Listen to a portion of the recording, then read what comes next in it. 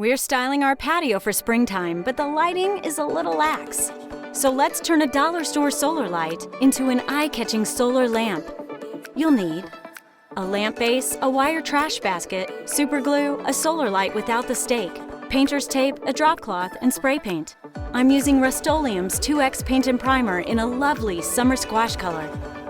First, remove the clear part of the light and use the painter's tape to cover up the solar panel in the light bulb.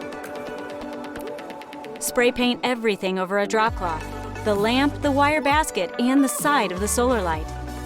Once the paint has fully dried, remove the painter's tape. Replace the clear part of the solar light. Run a line of the super glue along the solar light where it will rest against the lamp socket. Place the solar light inside and hold in place until the glue sets.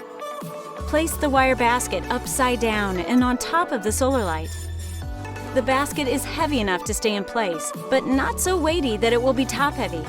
You'll want to be able to remove the basket and clean the solar panel when needed, so that's why I'm not gluing it in place. If wind is a problem, use thin wire to secure the wire basket to the light. On the fly, DIY.